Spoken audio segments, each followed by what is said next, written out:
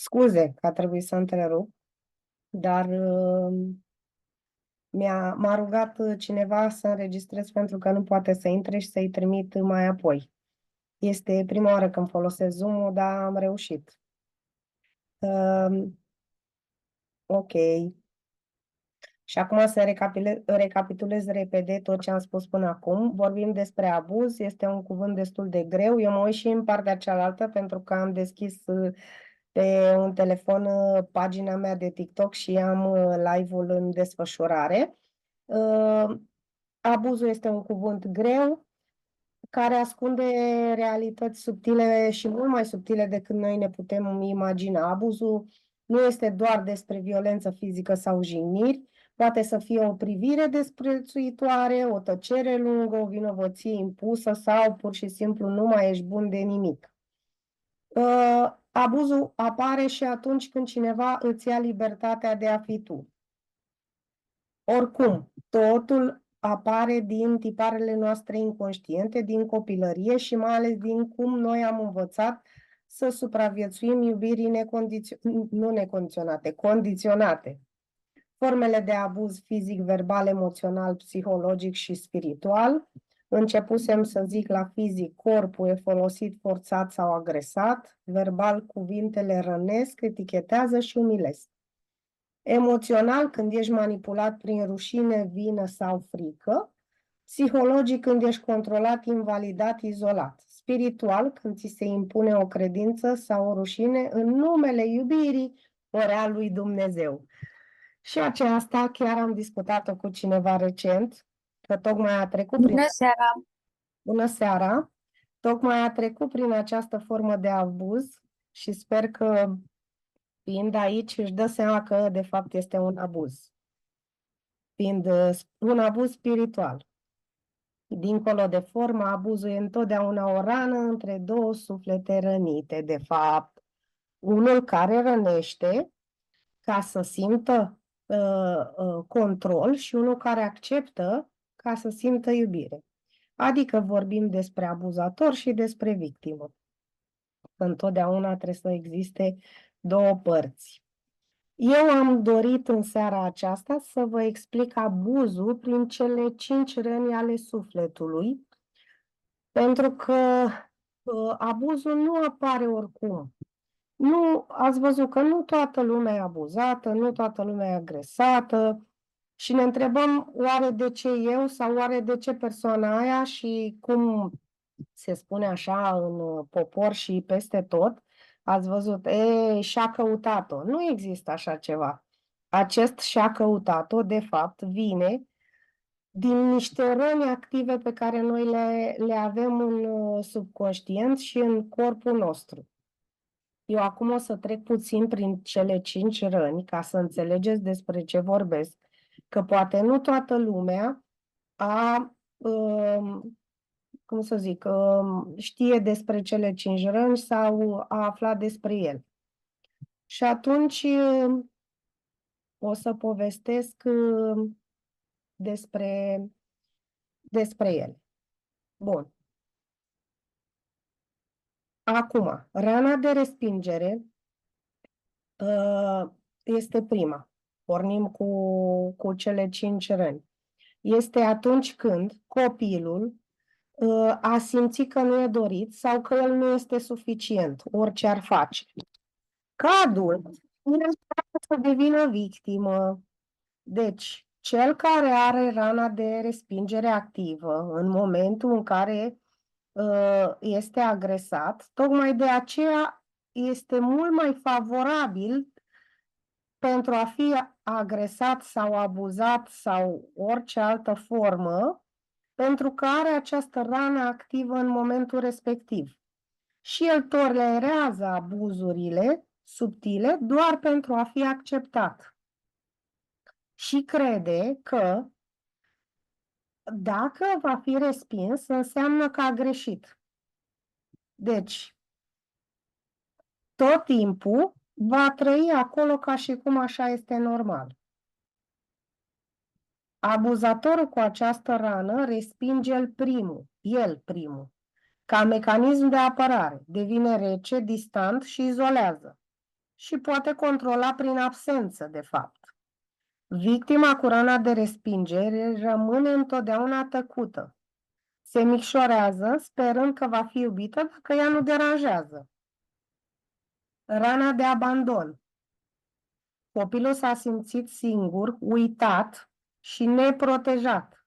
Ca adult, devine o victimă, dependentă emoțională, acceptând orice abuz ca să nu fie părăsit. Dacă te pierd, mor. Asta e în imaginația și în credința lui. Abuzatorul cu rană de abandon devine hiperdependent și controlator. Te sufocă, te verifică, te face responsabil de starea lui. Aici putem încadra și persoanele geloase. Victima se teme să spună nu și rămâne în relații toxice doar pentru a nu fi din nou singură. Rana de umilire sau de umilință, copilul a fost făcut de rușine pentru că este sau pentru ceea ce el simte. Adică în momentul în care a simțit, nu știu, a început să plângă, că la noi cam așa funcționează, i s-a spus, n-ai voie să plângi. Cum adică? Bărbații nu plâng, da? Pe principiul ăsta. Și ca adult va deveni o victimă prin supunere, adică acceptă controlul și își neagă propriile nevoi și se sacrifică și crede că dacă eu mă supun la ceea ce mi se spune, poate mă va iubi. Bineînțeles, abuzator. Abuzatorul cu rana de umilință umilește la rândul său pentru a nu mai simți rușinea proprie. Deci la rândul lui și el a fost făcut de rușine.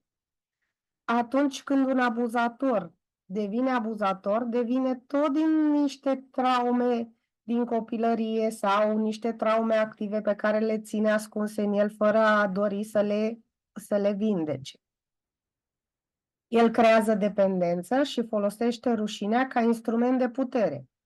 Victima își spune, poate eu am meritat asta sau din cauza mea. Astfel rupe legătura cu propria sa demnitate. Așa, trecem la următoarea rană, care este rana de trădare și copilul a fost trădat de un adult de încredere. A fost o promisiune nerespectată, o minciună, o înșelare. Asta este ce a trăit persoana care are rana de trădare activă în el. Cum poate fi o promisiune nerespectată? Spre exemplu, în copilărie nu a venit nimeni să-l ia de la grădiniță sau i s-a promis că va veni la serbare și nu a apărut. Pentru el a simțit ca o trădare în interior și atunci, ca adult, poate să devină abuzator prin control sau crede în interiorul său, dacă nu controlez, eu o să fiu trădat din nou. Și prin control, eu doresc să dețin adevărul tuturor și să țin eu controlul astfel încât să nu mai fiu niciodată trădat, să nu mai fiu în acea ipostază. Devine gelos, devine posesiv, manipulator, dar totul vine din frica sa de pierdere. Victima, în schimb, e adesea cea care are rană de abandon sau respingere, care se supune din nevoia sa de siguranță, de a se simți în siguranță.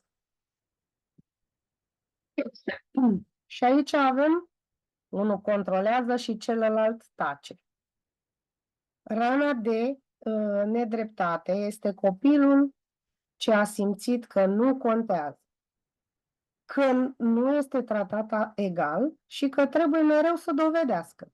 Abuzatorul cu această rană devine rigid, critic, perfecționist, autoritar și vrea ca totul să fie corect. Când auziți cuvântul corect în limbajul cuiva, să știți că are rana de nedreptate activă.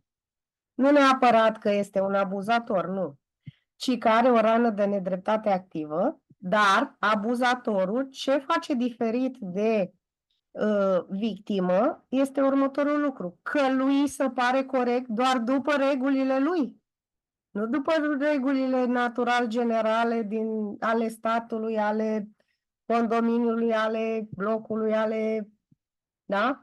Deci, diferența între abuzator și victimă, că victima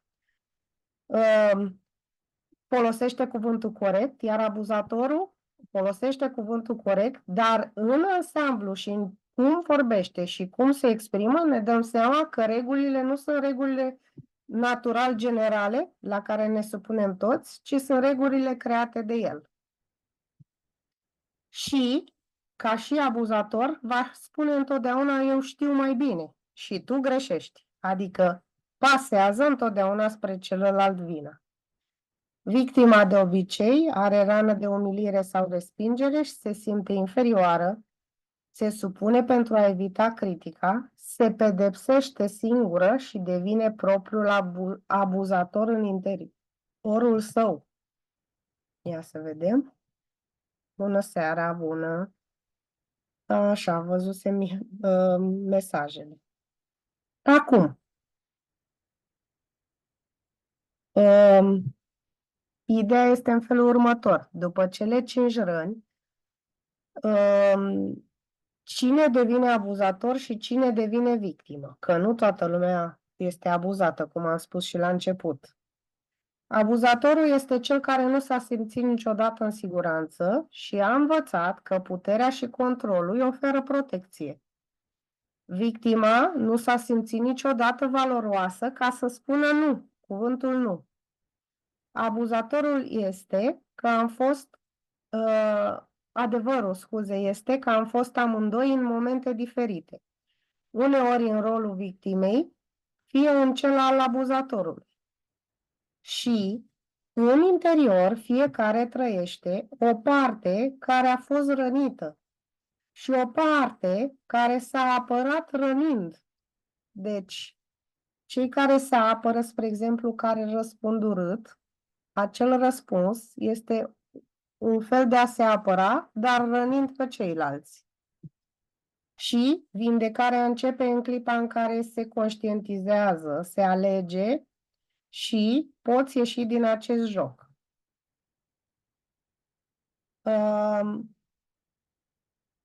Cel mai important este cum îți dai seama că trăiești un abuz. De ce am ajuns la acest pasaj? Pentru că uneori victimile nu își dau seama că trăiesc acest lucru. Li se pare o normalitate a trăi acolo. Și o să vă explic la sfârșit exemplul meu și cum am ajuns acolo și de ce. Când trăiești un abuz, te simți vinovat pentru ceea ce simți în interiorul tău, ceea ce nu este normal. Îți este tot timpul frică să spui ceea ce tu gândești. Te ascunzi mereu pentru comportamentul celuilalt. Te scuzi mereu pentru comportamentul lui când ești în public. Te simți mic, te simți neputincios și te simți controlat. Dacă bifezi măcar una sau două din tot ce am spus până acum, e timpul să te întrebi ce rană din mine hrănește acest abuz. Și ca traducere, cu ce din mine atrag eu a fi victimă? Cu ce din mine atrag eu un abuzator? Pentru că abuzul apare doar atunci când noi avem una din răni active și când noi avem de lucrat acea rană ca să trecem peste. De fapt. Și nu întâmplător noi suntem abuzați, ci ca noi să vindecăm ceva din noi. Există și vindecarea abuzului. Și în primul rând, abuzul se vindecă, cum să spun, doar dacă îți dorește asta. În primul rând trebuie să conștientizezi că ești acolo, să fii conștient că se întâmplă ceea ce tu, cum să zic, că se întâmplă asta cu tine și să poți ieși de acolo. Abuzul nu se vindecă prin răzbunare, ci prin conștiență. Adică să fii conștient unde te afli și cu cine. Acum, ca și exemplu, vă dau exemplul meu de ce. Pentru că am trecut prin asta, prin mai multe tipologii de abuz. Dar primul cu care m-am întâlnit, sau să spun așa, nu știu dacă a fost de fapt primul pe care l-am conștientizat și l-am vindecat, a fost în urmă cu 11 ani, când eram într-o relație toxică, nu știam că sunt într-o relație toxică și mi se părea normal. Și vreau să vă spun atât, că nu mi se părea că sunt abuzată. Era vorba de abuz fizic, adică la modul, bine, și nu numai, era vorba și despre manipulare și adică avea toate tertipurile posibile, astfel încât să nu fie vina lui și să dea tot timpul vina pe mine și pe ce se întâmpla datorită mie sau din cauza mea, nu datorită. Și atunci nu vă imaginați că acest om era cineva care îl zăreai pe stradă, în cercul de prieteni era cel mai cunoscut, se simțea, cum să vă spun, era ok, era respectat, se îmbrăca curat, frumos, la costum, era cadru militar, adică nu te-ai fi gândit niciodată că ar fi putut face rău unei femei. Ce înseamnă a face rău? Pur și simplu niște corecții fizice în momentul în care nu se făcea cum își dorea el și nu vă imaginați că era vorba despre, nu știu, dau un exemplu, de ce ai strâns rufele sau de ce nu le-ai strâns, de ce ai spălat sau de ce n-ai spălat sau de ce a prins lumina sau n-ai aprins-o, de ce te-a sunat nu știu cine sau de ce nu te-a sunat, de ce mai ai minute internaționale, că ai zis că nu mai ai. Adică erau niște banalități la care nu te-ai fi gândit niciodată cu gândul că cineva ar putea să-ți aplice corecții pentru așa ceva. Mă aflam în situația respectivă și după o altercație între noi doi, m-am întâlnit la câteva zile cu o prietenă, lucram la o multinațională în pauza de prânz. Și a observat că sunt vânătă pe una din mâini și m-a întrebat ce s-a întâmplat. În momentul în care m-a întrebat, eu n-am știut ce să răspund, bineînțeles. Și am zis că pur și simplu m-a lovit persoana respectivă cu care eram. Și atunci a zis, m-a întrebat dacă ți se pare normal și am început să mă justific, așa cum v-am spus, am început să explic că am început să mă simt vinovată pentru emoțiile mele. Mi-era frică să spun ceea ce s-a întâmplat de fapt și mă scuzam tot timpul pentru comportamentul meu, că a fost vina mea și tot timpul îmi spuneam că e vina mea. Pentru că eu mă simțeam cineva acolo mică și faptul că el mă controla. Și atunci ea și-a dat seama și a început să-mi trimită tot timpul pe internet și pe, cum să zic, pe e-mail, filmulețe cu femei agresate și abuzate care, după mult timp, au declarat și au spus ce s-a întâmplat cu el. Și am început să mă regăsesc în acele filmulețe. Ea nu mi-a spus nimic, doar că nu e în regulă ceea ce mi se întâmplă și că ar trebui să plec. Eu când am auzit că ar trebui să plec, mi s-a părut total deplasat. Cum adică să plec? Că mă iubește. Persoana asta pe mine mă iubește, că îmi declară în fiecare zi că mă iubește.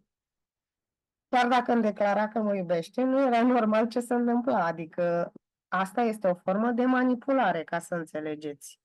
Poate să-ți declare de 3 ori pe zi că te iubește și după aia îți dă 3 palme peste față. Astfel încât așa, ca să știi că dacă n-ai deschis bine geamul, dacă n-ai dus gunoiul, să te controleze puțin.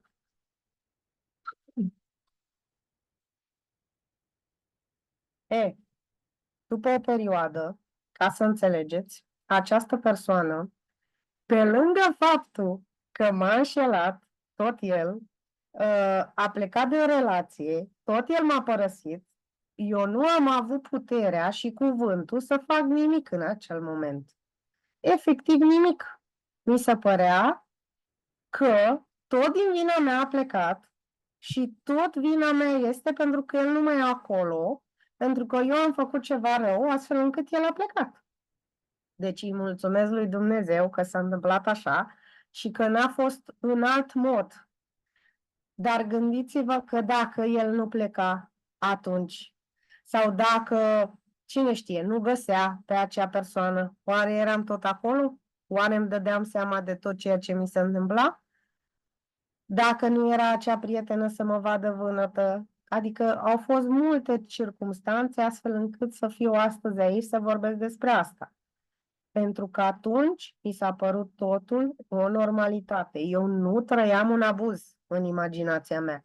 Eu trăiam o frică constantă pe care o simțeam în momentul în care el venea acasă. Să fie tot în regulă, să fie mâncare, să îl întreb dacă e bine, dacă e ok, dacă totul este minunat, da? Adică trăiam un control asupra mea de care nici măcar nu eram conștientă. Și aveam, cred că, toate rănile posibile de mine active în acel moment. Dar, cu timpul, mult timp am suferit pentru că am fost părăsită de acest abuzator. Și asta de ce? Să vă explic de ce. Întotdeauna, victima îi este mult mai bine în preajma abuzatorului, pentru că abuzatorul o face să se simtă în siguranță, chiar prin acele bătăi, chiar prin acele cuvinte urâte, pentru că după aceea are o formă de manipulare în care să-i spună că nu poți fără mine, că nu o să reușești niciodată singură, că nu ești în stare, că ce faci tu, ești terminată. Eu, în general, conduc foarte bine. Mă rog, cu mici scăpări, dar în mare parte am control asupra volanului, nu am avut incidente provocate de mine. Ajunsesem în acea perioadă, în momentul în care era în dreapta mea, să nu mai știu să conduc, să nu mai am controlul asupra mașinii, să nu mai am niciun fel de control, de fapt. Și asta de ce? Pentru că era o persoană lângă mine care îmi spunea ce ar fi trebuit eu să fac sau ce să nu fac și în cazul în care nu făceam ce ar fi trebuit să aplice imediat o corecție fizică, ceea ce s-a și întâmplat la volan odată. Și asta vă explic. Nu îmi dădeam seama că eu sunt acolo, pentru că tot timpul eu credeam că este vina mea. De aceea el acționează așa, pentru că el mă manipula și mi explica. Din cauza ta reacționez așa, datorită cuvintelor tale, stării tale, felului în care arăți, felului în care te comporți. Din acest motiv eu mă comport așa. Deci era o manipulare asupra tot ceea ce eu făceam, ziceam și practic nu mai aveam liber arbitru, absolut deloc. De asta vă spun, pentru că asta a fost o formă de abuz. Mai târziu am întâlnit ca și formă de abuz la serviciu. Abuzul, cum să spun, verbal. Și tot cu manipulare, adică tot timpul abuzul vine cu o formă de manipulare. Asta am observat eu.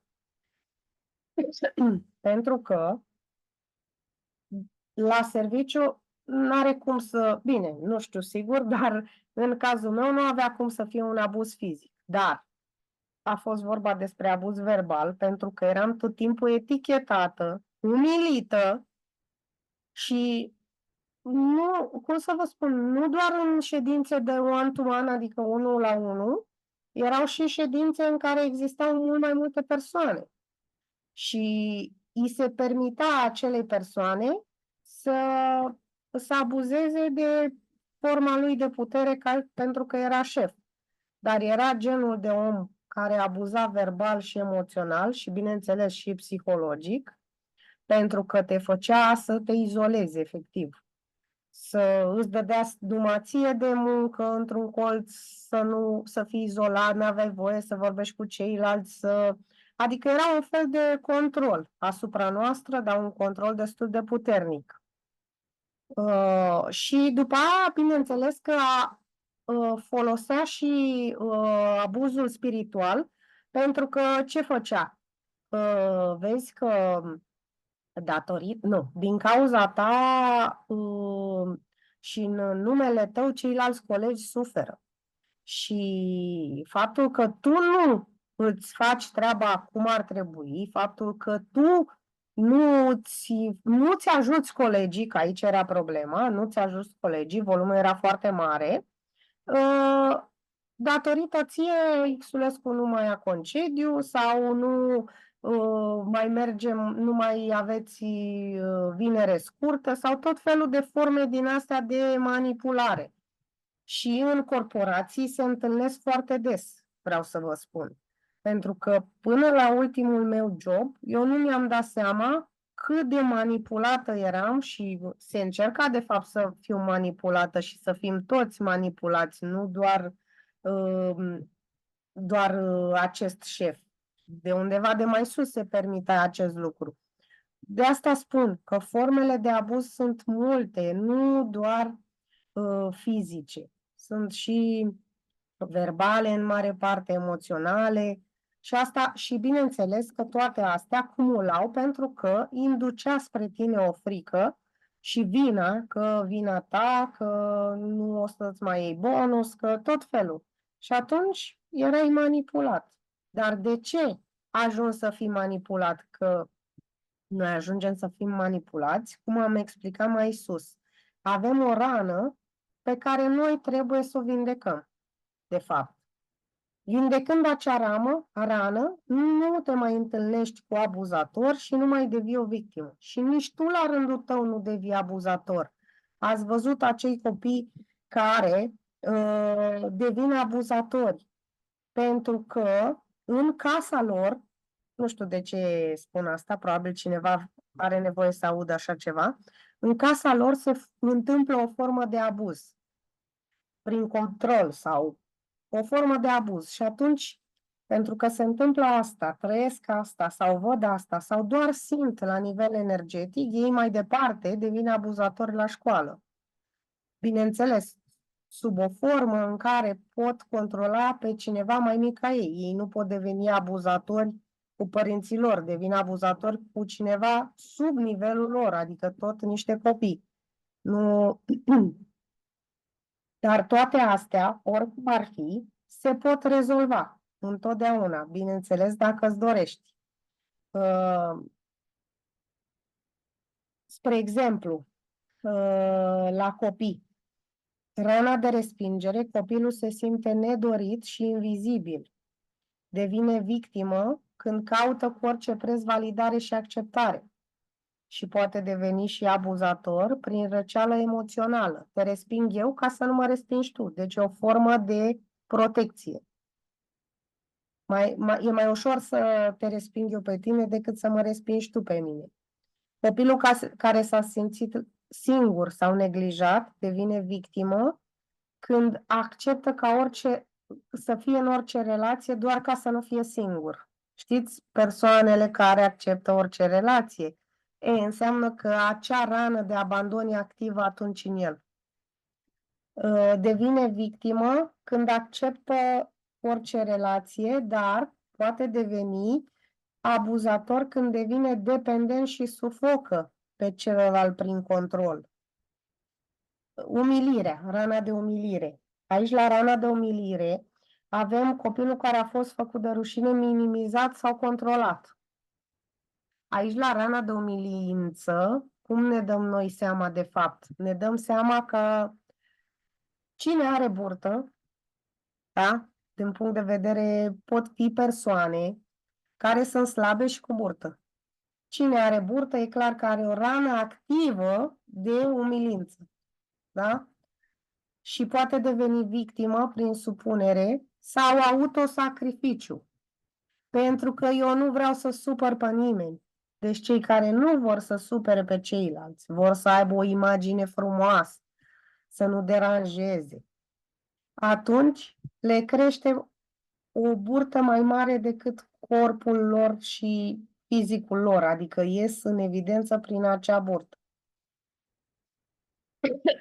Ca abuzator poate să-i facă pe ceilalți de rușine, să critique, control corporal sau verbal, adică cei care ajung să îi bată pe ceilalți. Aici avem copilul care este rușinat. La rana de trădare este că a fost înșelat, manipulat, dezamăgit de un adult de încredere, adică părinte sau îngrijitor principal, bunică, bunic, bonă, și aceștia rar devin victime. Deci cei care au rana de trădare activă nu prea sunt victime, pentru că devin abuzatori, nu sunt victime. Și devin posesivi, geloși, manipulatori și dominatori. Acestea care au rana de trădare activă sunt aceia care, nu știu dacă vă puteți imagina voi, aceia care sunt așa ca un trunchi de copac. Când vă uitați la tipologia aia de om, așa ca un trunchi de copac. N-are talie, n-are nimic. Fie bărbat, fie femeie. Rana de nedreptate este copilul care s-a simțit judecat, comparat și tratat incorect. Poate deveni victimă, se simte inferior și își reprimă furia. Cei care au rana de nedreptate activă sunt cei care sunt destul de slăbuți, care sunt așa silfizi. Se simt inferiori tuturor și au tendința să nu fie văzuți. Ca să nu fii văzut, trebuie să fii slab.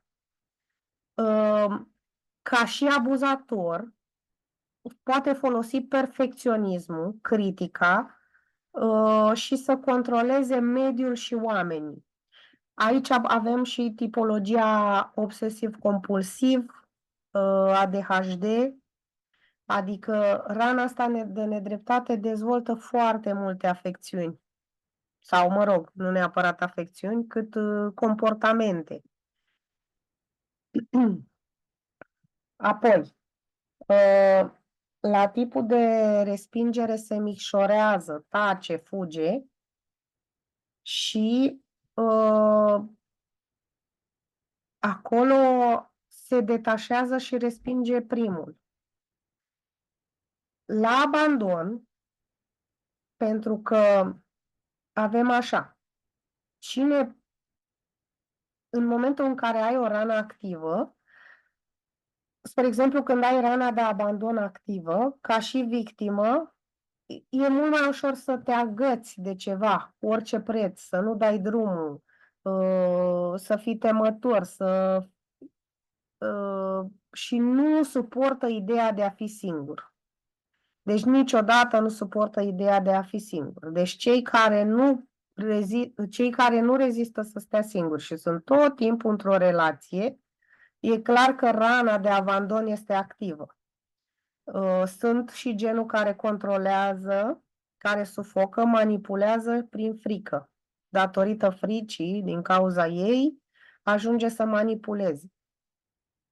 Când rana de umilință este activă, este genul de persoană care se sacrifică pentru orice. Acceptă rușinea, este rușinat și ca abuzator rușinează, domină și pedepsește. Deci părinții care pedepseau aveau rana de trădare activă. Bun. Rana de trădare, rare ori care este victimă, deci nu avem aici, pentru că ei de fapt se tem să nu piardă pe cineva, ceva, un sentiment. Tot timpul controlatori, verifică și trădează, dar ca formă de protecție. Trădez ca să nu fiu trădat, pe principiul ăsta. Știți vorba aia, hoțului de hoț e frică, ceva de gen. Deci, ca și concluzie, rana de respingere, abandon și umilință creează cel mai des victime. Deci, am depistat de ce există multe victime? Pentru că au rana de respingere, de abandon și de umilință activ. Și rana de trădare și de nedreptate nasc abuzatori. Da? Și ca adevăr profund este vorba de fapt despre faptul că aceste roluri întotdeauna există ambele în noi. Când rana este activă, putem și oscila între abuzator și victimă, adică eu acasă sunt victimă, dar la serviciu pot fi abuzator. Adică se poate întâmpla chiar și asta. Și fără să-și dea seama. Adică nu e ceva la care tu gândești că așa este. Toate astea poți alege să le vindeci. Totul ține de fiecare persoană. Și vindecarea abuzului nu începe în momentul în care îți ceri iertare, ci când spui gata, eu aleg să nu mă mai rănesc. Deci întotdeauna trebuie să ne gândim la persoana noastră, pentru că pentru noi ne vindecăm, nu pentru altcineva. Și este o falsă credință în a crede faptul că trebuie să ceri iertare. Nu trebuie să ceri iertare, nu trebuie să ierți, ci trebuie să te alegi întotdeauna pe tine. În Recall Healing spunem că rana este programul care te face să repeți suferința până o conștientizezi. Când aduci iubire și conștiința, adică în locul respectiv, acolo unde este frică, abuzul nu mai are teren să se desfășoare. Vindecarea nu este despre a lupta cu abuzatorul, ci despre a nu te mai lăsa prins în jocul lui. Vă mulțumesc că ați avut curaj să fiți aici. Poate că toți ați fost, într-un fel, la un moment dat în viața voastră, victime sau abuzatori. Dar este important să alegi să te vindeci, nu să alegi să ascunzi undeva în spate tot ceea ce tu ai trăit. Și vreau să amintim că suntem liberi, valoroși, demni de iubire și fără frică. Eu sunt Ela Healing Guide sau Elena Raluca Blaga și vă pot ghida spre libertatea de a fi voi, de a fi tu, fără vină, fără rușine și fără teamă. Pentru că există nevoie de așa ceva. Este nevoie de așa ceva. Oricum ar fi, orice întrebare aveți, sunt aici să vă pun, să mi-o puneți și să vă răspund. Eu atât am avut de spus, am zis că să nu plictisesc oamenii despre tema aceasta și oricum ar fi, orice ați trăit vreodată, nu lăsați să fie secret acest lucru. Încercați și mergeți spre cine simțiți voi, spre un terapeut, spre un psiholog, spre orice vreți voi. Numai eliberați această întâmplare, traumă sau cum vreți să o numiți, conflict, orice ce voi ați trăit. Nu lăsați adânc în voi să fie un secret. Pentru că suntem atât de bolnavi și de afectați pe câte secrete avem. Deci nu lăsați întotdeauna să fie un secret, să-l uitați și ar fi bine să vă uitați să vedeți ce trăiți. Sunteți într-o formă de abuz, ați trecut prin asta sau poate treceți în acest moment.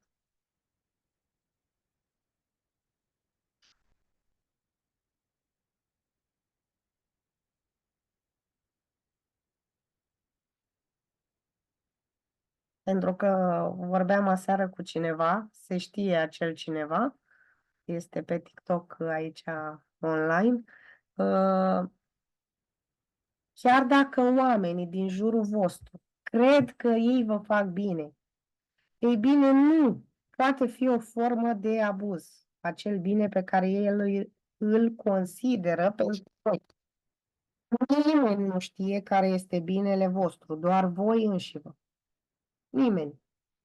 Așa că nu vă lăsați manipulați de ceilalți și de ceea ce spun doar pentru iubire, doar pentru numele lui Dumnezeu, doar pentru ceva care pentru voi, bineînțeles, face sens. Că dacă îi spui unui ateu pentru numele lui Dumnezeu, nu face sens. Dar dacă îi spui unui om care crede în Dumnezeu că și te manipulează cu acest cuvânt, atunci, în momentul acela, pentru el face sens. Așa că nu vă lăsați nicio clipă, țineți puterea în voi și nu o dați celorlalți.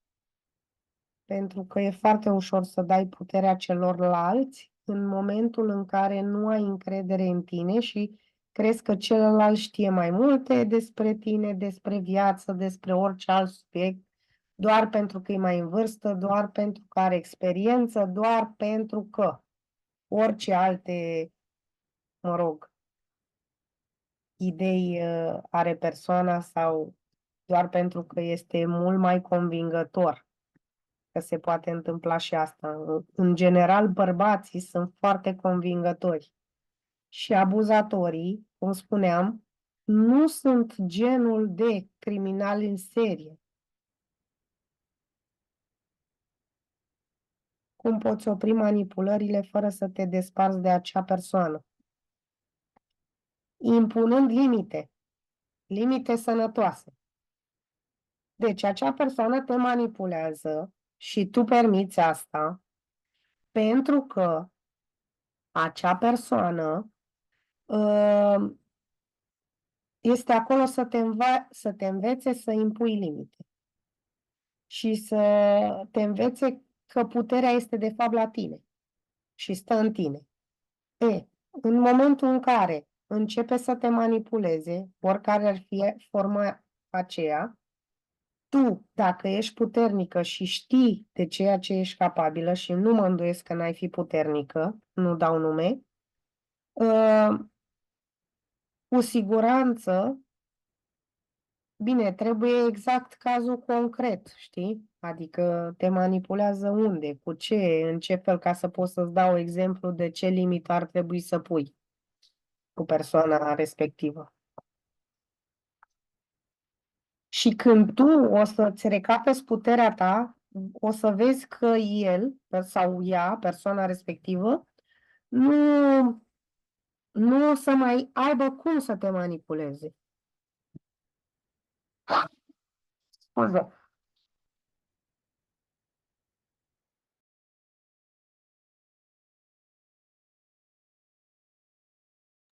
Nu o să mai aibă nicio șansă. Pentru că puterea stă în tine și la tine. Și atunci e... Yes.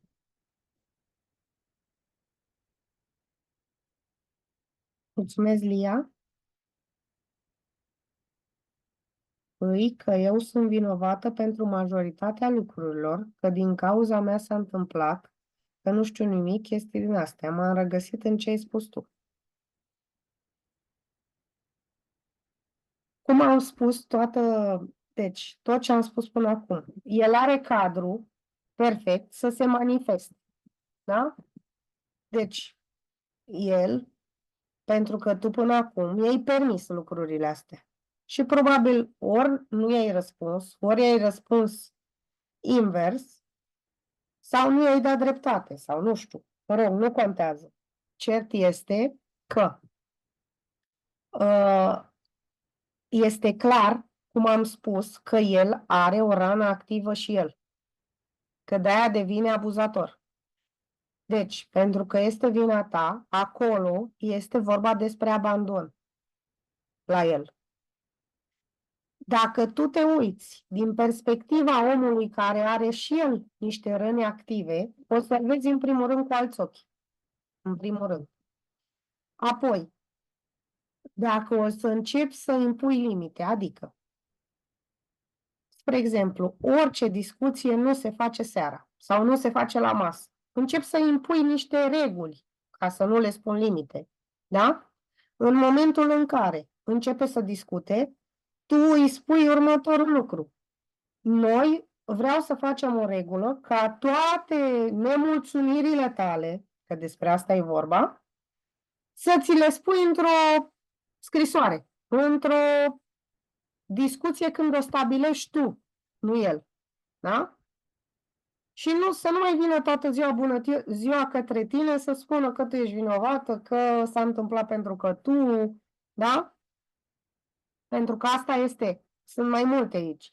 Neasumarea situației în care el se află, neasumarea relației în care el se află, da? De aceea este vina ta tot timpul. Și faptul că are aceste răni care și pe el îl dor. Da? Dacă stăm și analizăm în trecutul lui, să vedem ce s-a întâmplat, da?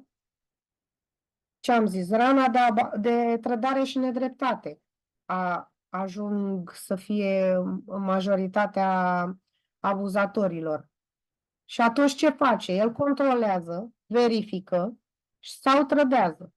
Sau critică, că aici avem, cred că, mai mult nedreptate. El te critică, te judecă și probabil că impune reguli rigide, nu știu.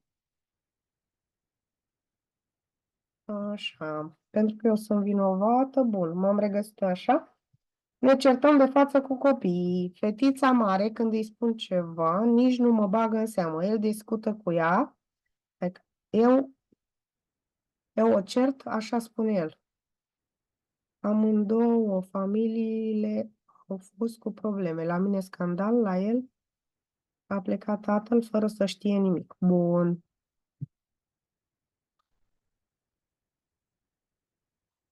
Deci, exact ce am spus, a plecat tatăl fără să știe nimic. Ce poate un copil de 5 ani să trăiască? Nedreptate, unde e tatăl meu? Da? Ce s-a întâmplat? De ce am rămas eu fără tată? E nedrept ce trăiesc. A fost ceva nedrept pentru el ca și copil. Da? Foarte nedrept. Și trădare. Pentru că s-a trezit într-o dată, singur, trădat. Nu i-a spus nimeni că pleacă, nu a fost anunțat, nimic. Da? Nu contează. Deci, el primordial a simțit că a plecat, trădare în nedreptate, pe care mai târziu, nu e nicio problemă, pe care mai târziu, ce va face acest om? Se va asigura că nimeni din viața lui nu va pleca. Da? El nu își va asuma nimic în viața lui, pentru că atunci când îți asumi o familie, uite ce se întâmplă, pleacă. Persoana respectivă pleacă, da?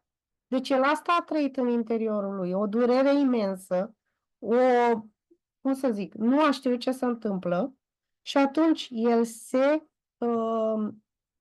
cum să zic, se protejează prin a nu-și asuma nimic, a-i critica pe ceilalți, că așa voi nu plecați, da? E cineva acolo cu gura pe tine tot timpul, decât să fie liniște, că liniștea ce înseamnă? Plecare, lipsă pentru el. Deci pentru el liniștea înseamnă ca tu să pleci sau ca familia lui să plece. Și el nu poate suporta acest lucru. Și atunci creează ceva ca voi să fiți acolo tot timpul pentru el. Nu înseamnă că e bine. Dar așa știe el, în rănile pe care le-a trăit. Așa, ne certăm, așa. Și dacă v-ați certa în spatele copilului, adică undeva unde fata n-ar auzi, copilul nu ar auzi, ea oricum va simți acest lucru. Ideea este că a te certa nu înseamnă că e un lucru rău. Ce se întâmplă după ce vă certați, de fapt? Deci, vedeți, mare, când îi spun ceva, nici nu mă bagă în seamă. El discută cu ea. Eu o cert. Bun. Da, pentru că tu ești o oglindă pentru el și invers, el e o oglindă pentru tine. El discută cu ea. Într-adevăr discută cu ea sau el o ceartă și spune doar că discută cu ea?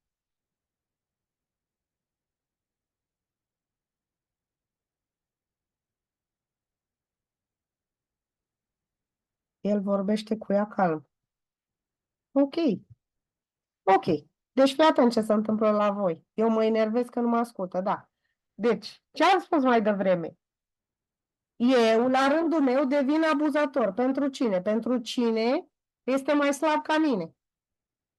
Deci tu cu el nu poți să fii abuzator. Tu cu el ești victimă. Dar cu copilul devii abuzator.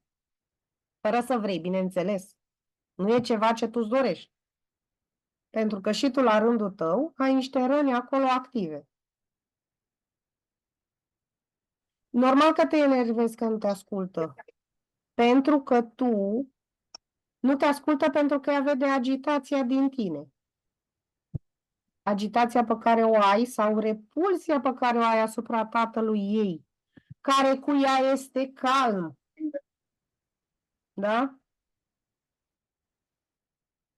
Pentru ea este ok. Pentru tine nu e ok. Nu zic că e în regulă ce se întâmplă, nu. Doar că trebuie să-ți dai puțin seama de tot ce se întâmplă așa în ambientul ăsta. Și de ce reacționezi așa de fapt. Că sunt sigură că nu-ți dorești să reacționezi așa.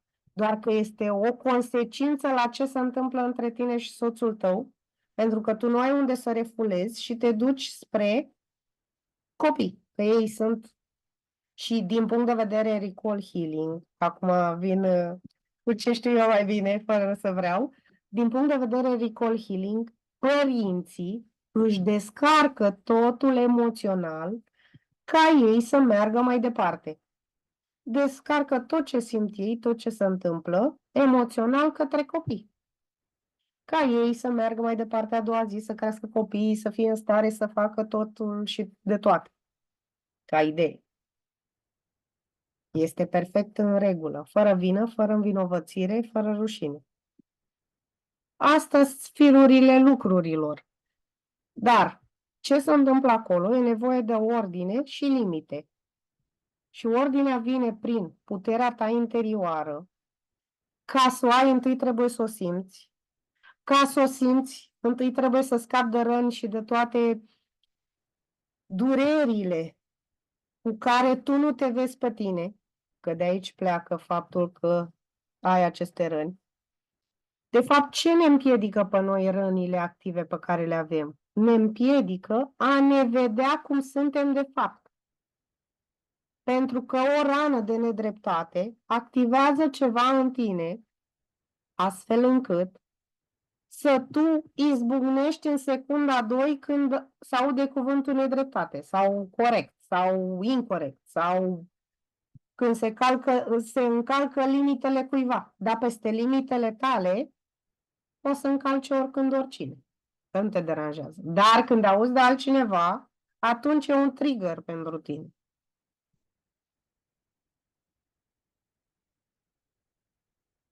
Nu știu dacă m-am făcut înțeleasă. Sper să da. Acum, nu știu.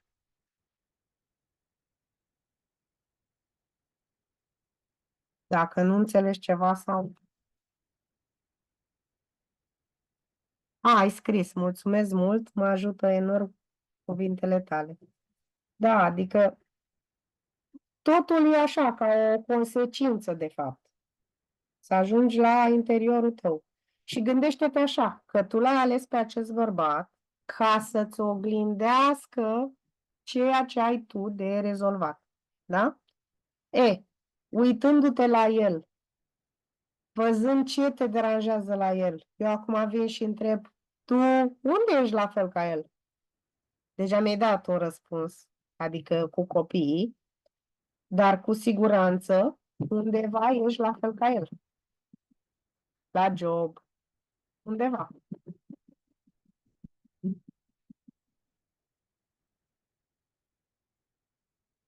Păi nu mai reziști. Da, dar el scoate ceva din tine. În momentul în care tu răbufnești, ar trebui să te uiți din poziția de observator. Nu știu dacă poți. Ideea e în felul următor.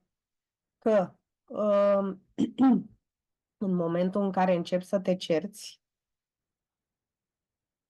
dacă poți, să te înregistrezi. Când începe cearta așa între voi, că ai telefonul cu tine, presupun că l-ai tot timpul, în general oamenii au tot timpul telefonul cu ei, să te înregistrezi, să vezi cum ești tu. Și să asculți, nu în ziua aia, peste o zi sau două. Să vezi, de fapt, de ce reacționezi așa, cum, în ce fel, dacă îți place de tine că reacționezi așa, dacă ți se mai pare corect ce să vorbea în momentul ăla între tine și el, că inițial ți se pare corect ce spui tu și că ce spui tu e adevărat și că părerea ta este bună și că e minunat ce spui. Dar peste 3 zile, ascultând înregistrarea, nu mai ai aceeași părere. Apropo că faci filmulețe, dacă te uiți, o să vezi că tu abia ai început să faci. Când o să te uiți peste un an la același filmuleț, o să-ți dai seama, Doamne, ce puteam să spun, dar de ce am spus așa, dar de ce nu altfel, dar de ce arătam așa. Deci, întotdeauna este un lucru foarte bun să ne înregistrăm. Orice, spunând orice, oricând, nu neapărat, cum să zic, în ipostazele frumoase, dacă reușim să ne înregistrăm oricând.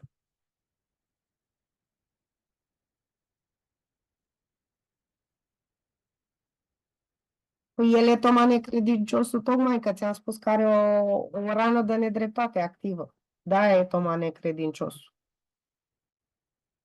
Ia să iei cartea asta, Cele 5 răni ale sufletului, să o citești, să vezi de ce e așa. O să începi să înțelegi că este așa pentru că are niște trigăre și el. Și niște durere ale lui proprii și personale.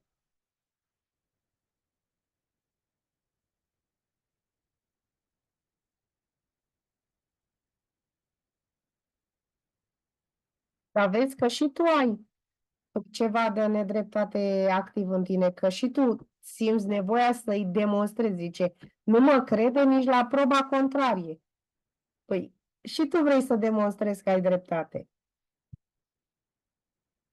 Adică cumva și tu ai rana de nedreptate activă.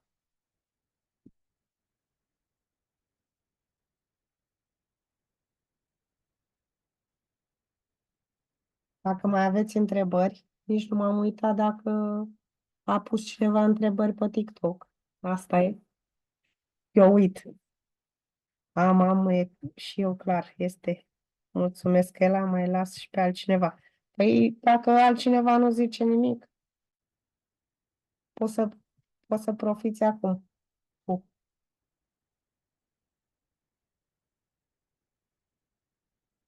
Dacă pe TikTok aveți întrebări, puteți să le puneți acum.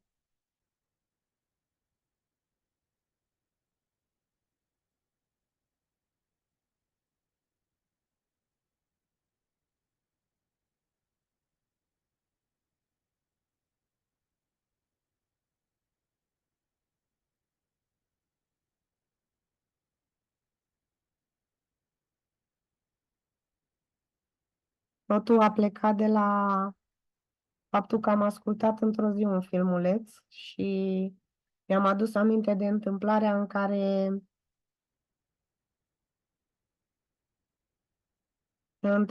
care eu nu-mi dădeam seama că sunt într-o formă de abuz, într-o relație cu un abuzator. Și am zis, vai, da, așa ceva nu se poate. Probabil sunt foarte multe femei care nu își dau seama că sunt într-o astfel de relație. Până nu vine cineva și te trage așa de urechi, uite, uite, ești acolo. Îți place că ești acolo? Că eu nu-mi dădeam seama. Legat de filmulețe, mă judică și pentru alea, cum arăt, cum vorbesc, că nu se vede bine.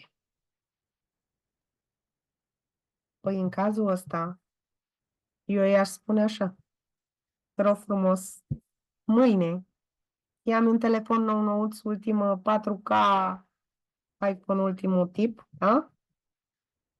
Și o să rezolvăm această problemă și o să vadă minunat, da? și regizează ce am eu de spus. Fii un adevărat marketer pentru mine. Fii un adevărat partener care mă ajută. Ok, mă judeci, arăt așa cum arăt, dar cum putem îmbunătăți asta? Dacă ție nu-ți place, cum ți-ar plăcea să fiu? Eu nu mă descurc cu telefonul care l-am, dar tu îmi poți cumpăra unul ultimă generație, în care să se vadă perfect, lacrimă. Așa că poți să fii ceea ce el își dorește. Asta poți să-i răspunzi. Da. Oricând și la orice oră poți să fiu cine îți dorești. Trebuie doar să mă ajuți. Am nevoie de ajutorul tău. Apropo, i-ai spus vreodată că ai nevoie de ajutorul lui, că nu cred că par genul care cere ajutorul. Și eu cred că el îl așteaptă.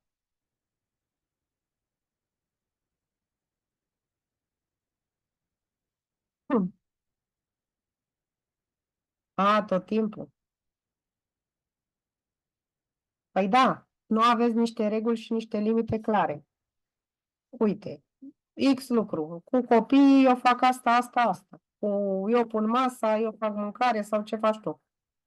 Din ce punct de vedere dotera, da, ce faci tu? Am nevoie de ajutorul tău să-mi faci asta, asta, tascurile astea, adică să-i le pui cumva cu program pe hârtie. Și cu copiii și cu tot ce aveți voi de făcut în casă. Și n-ați mai avea timp să vă certați, sunt convinsă. Dacă ei face un program bine stabilit, dacă l-ar accepta, bineînțeles. Cu acordul lui, că el are nevoie să-și dea acordul, ca și rană de nedreptate și abandon activă. Îi faci o listă, te învăț eu cu ChatGPT frumos, planul pe o săptămână. Uite, dragul meu, de aici încolo, astea sunt responsabilitățile tale. Și n-ați mai avea timp. Și asta, bineînțeles, le pui pe hârtie și pe ale tale, da? Adică nu-i transfer lui totul acum.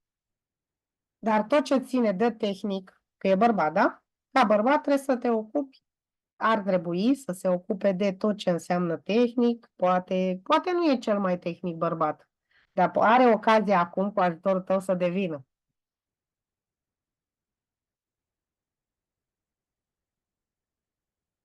Adică ideea e în felul următor. El nici nu cred că știe ce are de făcut clar. Și atunci trebuie să-i spui. Cu hârtiuță, cu listă, cu ce vrei tu. Să-i spui ce are de făcut. Că el poate este neajutorat și nu știe. Și are cu clar nevoie de asta. Și bineînțeles și copiilor.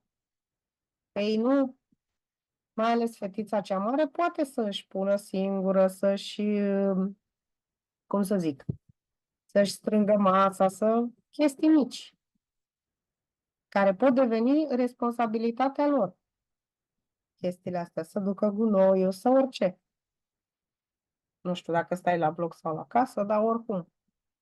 Niște mici responsabilități le poți delega către toți membrii din familie. Fiecare să aibă responsabilitățile lui astfel încât să nu mai cadă totul pe umerii tăi și să te simți tot timpul copleșită. Ăsta e cuvântul. Că de fapt asta e. Probabil că ești copleșită și el e copleșit de viață, de tot ce se întâmplă, de faptul că nu și-a asumat niște lucruri importante și zilnic probabil își dorește să găsească o situație de ieșire și nu o găsește și atunci se enervează și ajunge să vă certați.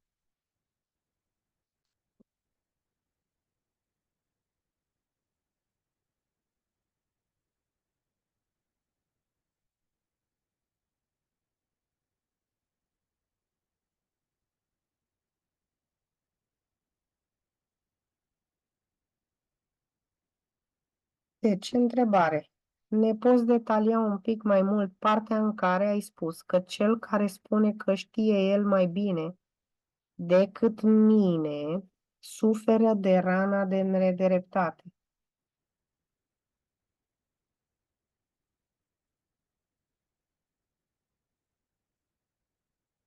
Păi la rana de nedreptate avem că el se simte inferior, se resemnează în rolul de victimă și la abuzator critică, judecă și impune reguli rigide. Sau, ca victimă se simte inferior și reprimă furia și ca abuzator folosește perfecționismul, critică și controlează mediul și oamenii. Asta am spus. Deci, și de aici poate devia chestia asta că el știe mai bine ca tine, pentru că el este cel care are rana de nedreptate, e de fapt un perfecționist și vede lucrurile din punct de vedere al regulilor lui, da? Nu regulile general valabile. Deci cel cu rana de nedreptate activă nu are doar regulile țării, are regulile lui. Și având regulile lui, normal că el știe mai bine ca tine, deoarece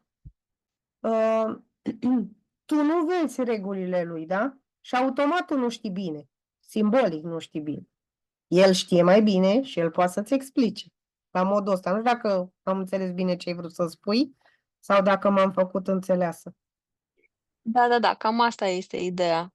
El tot timpul are dreptate, Da, dar la orice cu regulile nivel, lui. pe orice exact. Și regulile lui sunt foarte exacte, dar Da? la mine parcă nu se mai aplică. Păi da, ele sunt corecte pentru el și nu sunt regulile general valabile, nu știu, politice, să spunem, sau, nu știu, regulile de circulație, da? Noi vorbim de Da, regulile ale lui. exact, da. De Că, modul cum interpretează el. că genul ăsta de oameni și regulile de circulație le văd altfel și le interpretează altfel, da. Și te poți contrazice cu această persoană până la împulzele albe, că tot ca el va fi și el tot așa va rămâne. Eu Oricât tot pierd. vrea să-i demonstrezi cu legea în față. Da. Pentru că lui s-a întâmplat altfel într-un anume caz. Știi? Da. Ceva de Adică genul. el este singular. El este diferit, el este altfel. Exact. Dar asta poate să mai fie și cu trădare împreună, pentru că prin ce face el manipulează și e dominator, domină. Și e posesiv. Adică vrea să poseadă. În momentul în care doar el are dreptate, da? Normal că eu sunt și posesiv și vreau să domin discuția, să domin ce se întâmplă acolo. Să-și impună punctul de vedere în tot. Exact. Da, nu oricum tu să pleci cu ideea lui de acolo că ce face el e foarte drept și foarte corect. Corect, da. Da. E complicat. Foarte complicat. Și foarte greu atunci când intri într-o astfel de discuție de contradicție, să te oprești, să pui limite, să te oprești, să ieși în mod observator și să o lași. E foarte greu. Păi da, că el pentru tine e abuzator. Da, e greu. Da. El e abuzator și tu în relație cu el ești victimă și tu nu poți să-l domini. Nu poți să fii Corect, da. pe aia. Pentru că tu, în interiorul tău, știi că ești mai jos ca el, că ești mai slab, că ceva. Și el te-a făcut în timp să crezi asta. Adică asta e o Da. chestie de lungă durată, prin care tu nu poți singură, tu nu poți fără mine, tu nu știi fără mine, că aici e despre a ști. Eu întotdeauna iau decizii greșite, asta e cea mai valabilă. Da. Întotdeauna Nu iau sunt decizii greșite. conformitate cu regulile lui. Da. Și că n-am încredere în el, că el știe mai bine. Păi, ce îl face să știe mai bine? Știu.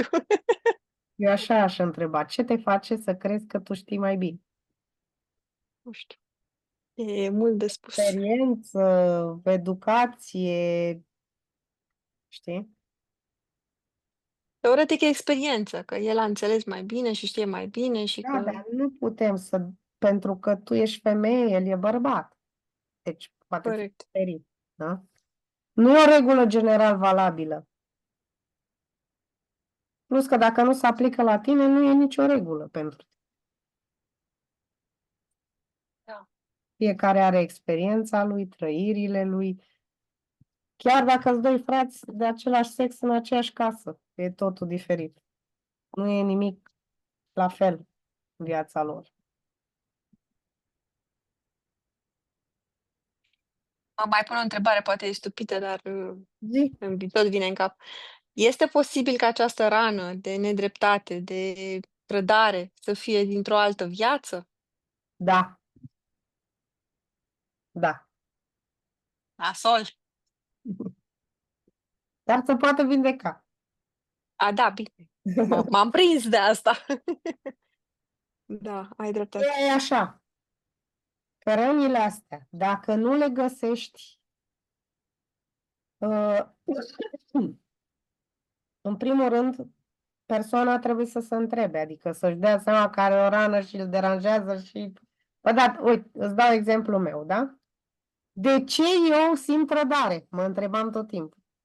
Și nu cu bărbați. Da, să trecem peste. Dar în relații cu prietene, cu familie, cu... Eu simțeam tot timpul că strădată. Tot timpul. Nu, dar de unde vine asta? Mă întrebam eu. Și căutam și mă duceam în copilărie și mai devreme și înainte și nu știu ce. Și nu era acel click astfel încât să mă facă să înțeleg de unde vine și de ce vine și de ce nu se rezolvă. Lucrând cu rana asta permanent. Vreo 3 ani sau 4 ani am lucrat cu ea. Și nu se întâmpla. Nu se întâmpla. Nu era. Și o ultimă trădare m-a făcut să zic, băi, dar de ce iară simți o trădare în legătură cu persoana asta? Cu o fată, cu o femeie, adică nu era să zici un bărbat sau... Și de ce mă simt trădată? Pur și simplu mi-a zis nu știu ce, dar de ce simt asta? Și am făcut o regresie prin Bowen. Mi-a făcut cineva. Și acolo am descoperit că în altă viață am simțit chestia asta și de ce am simțit-o și ce am trăit acolo și tot. După acea regresie, a fost ceva care m-a făcut să mă simt. Deci, practic, creierul meu a conștientizat, bă, de acolo venea. A fost o conștientizare, am făcut un click și eu din momentul ăla n-am mai simțit trădare. Nu imediat, dar am conștientizat după multe luni. Nu s-a mai întâmplat și asta a fost acum, nu știu, 3 ani, cred. N-am mai simțit trădare. Da, poate m-am supărat pe o fată, poate mi-a spus cine știe cineva ceva, dar nu m-am mai simțit trădată. Deci astea trebuie doar să-ți dorești să te vindești, să lucrezi cu ele și mii de metode. Am dat exemplul meu. Sunt multe alte metode în care fiecare rezonează sau nu, sau... Na. Și în întâmplarea aia am simțit foarte multe lucruri, nu doar această trădare și am înțeles multe lucruri, nu doar despre această rană în regresia respectivă și nici nu presupune nimic, adică nu te adoarme, nu îți face nimic. Sunt doar niște mișcări pe corp pe care tu le simți și acele mișcări îți dau niște impulsuri în corp și îți aduc niște amintiri. Poate fi din viața asta, din altă viață, fiecare ce are nevoie și ce lucrează. Eu în momentul ăla nici pe cap nu-mi trece, eu m-am dus la regresie pentru cu totul altceva. Da. În ideea de ce nu fac copii. Da? Și s-a rezolvat cu totul altceva. Bine, și asta mi-am stabilit de ce. Că fusese întrădată de cineva și... Da. Asta a fost, doar că de asta spun, că poate fi din altă parte și eu aveam chestia asta, cum nu e corect, nu e drept, nu știu ce. Și am dat eu în judecată Asociația de Proprietari pentru toți proprietarii. Cum se întâmple așa ceva? Eu o să fac dreptate pentru toată lumea. Hai lăsați. Nu mai. De asta zic că nu. Lucrurile sunt altfel decât credem noi că sunt. Da, mă. Bun. Mulțumesc! Plăcere. Dacă mai are cineva o întrebare, dacă nu, încheiem aici, acum, cum doriți. Mulțumim frumos! Cu plăcere. Sper să vă ajute, să vă regăsiți. Dacă sunteți în vreun loc în care nu... Da, doamnă Dana. Mulțumim, ne-am clarificat anumite Cu plăcere. neînțelese, poate. Mulțumim. O seară minunată. Mulțumim, Rafael. Ia să vedem. Cu plăcere. La revedere.